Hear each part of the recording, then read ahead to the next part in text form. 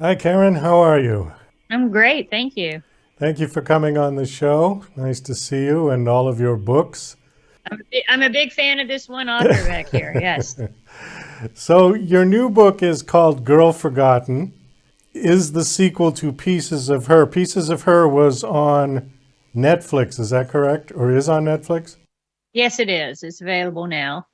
Are they related at all? They're in the same world, I would say. It's not necessarily a sequel. It's more like a catch up with where they are now. But the focus of the story is more about an unsolved murder from 40 years ago. A young woman named Emily Vaughn was brutally attacked and murdered, and it takes place in this small coastal town in Maryland. And Andrea Oliver is a freshly minted U.S. Marshal, and she wrangles an assignment in this town doing judicial security toward a judge who has some death threats against her so that she can look into this cold case. And, because this is a thriller, Andrea has an ulterior motive for trying to solve this crime. Sometimes when books have become adapted to screen, they get changed dramatically. Was yours, or did it stay pretty much the way you wrote it? I guess there are a couple of ways to answer that question. Part of the thing I loved about Pieces of Her is you had a lot of Andrea's internal thoughts, and she's sitting in a car driving across states and thinking her thoughts, and that's not really riveting on screen. Nobody wants to be in a car that long, let alone watch someone else do it. So they did have to make some changes, but what was important to me was that the themes of the story, the characters, all of that was intact when they translated it into the show. Okay, did you have a hand in actually writing the screenplay, or did you just sort of hand it over to them and they did it? I just handed it over, but they shared the scripts with me and I had some comments, and they listened to a lot of them, which I was grateful for. And they let me be involved in it, honestly, as much as I wanted to be. I'm a book writer. I'm not really someone who at that point knew how to write a television show. So it was all a new kind of field to me, but it was fascinating as a creative person to see how they do things and why they make the choices they do.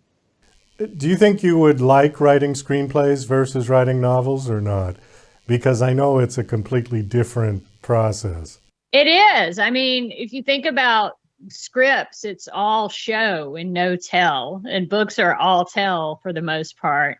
But I have given that a try, and I really enjoyed it. It uses a different part of your brain, if that makes sense. It's sort of like when you're doing curls with your arms at the gym. If you turn your hand a certain way, it works a different muscle. And it's the same thing with script writing. I mean, basically, it's storytelling more through a visual medium, but telling books is also storytelling.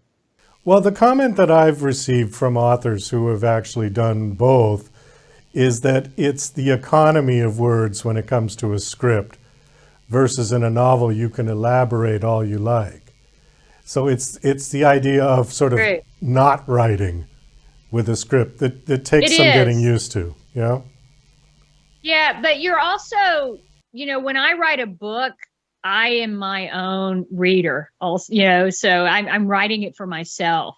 But when you write a script, you have to understand a director's going to have a vision, or the actor is going to bring something different to the role. I mean, it's an organic process because it keeps growing depending on what it's exposed to. So that is a really important part of the process that it is solely confined to film and TV. It's not something that you find with a book. Not everybody in publishing gets an opinion on your work the way they do when you're working with Hollywood.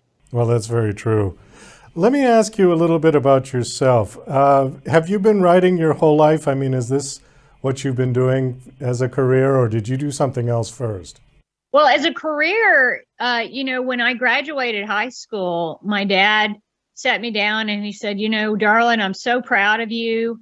And you can do anything you want to do, except you can't move back home.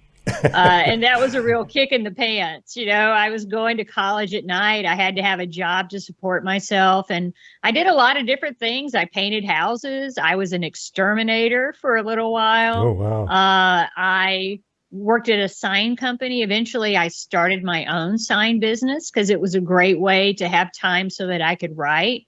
And the whole time I was trying to figure out my voice and storytelling and always writing and looking for some kind of manuscript that I thought was good enough to get published. And that was just part of the process. And I feel really lucky now that I'm not an exterminator or a painter anymore. I get to support myself solely from writing. So even on the bad days, I have to remind myself at least I'm not, in someone's basement looking for ticks. So you've always wanted to be a writer. In other words, you pursued that from basically college on, high school on, yeah? Well, it goes back to when I was a kid. I would write books when I was 6 and 7 years old, and I would illustrate them myself. And my dad would give me a quarter every time I wrote a new one. So I was incentivized early on to be a paid writer. And I'm the youngest of 3 girls. So most of my books were about my older sisters being kidnapped or murdered or mutilated or something that would make me an only child. And my dad thought these were hilarious. So he really encouraged me to explore a life of crime writing. So he was encouraging you to write stories about killing off your family? He was, yeah. He was that kind of dad. Oh, he just thought they were delightful. That's great. Okay. Do you remember what your first paid story was? Gosh, my first paid story was my first novel, Blindsided, that I got my book deal with. I had written other stories. I volunteered for a newspaper in Atlanta. And if you've ever done newspaper work, it barely pays. Well, I did it completely for free. It never occurred to me that people would actually charge for that. So it was a real introduction into the business to finally have a book that was taken up by a publisher and have them publish it and pay me for it.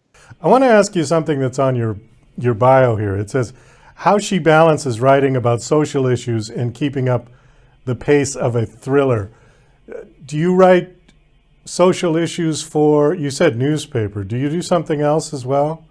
I don't, but I think every good thriller, going back, to the first thriller that was published in America, which was by a woman named Meta Fuller Victor. It was called The Dead Letter. Poe wrote the first short story, but she wrote the first novel about what we would call, crime fiction. And she focused on community. She focused on society. And that's what good crime fiction has always done, is just really concentrated down to the essence of what crime can do to people and how it changes them and tests them and really can either build their character or destroy it. So the social issues are sort of incorporated into your stories then?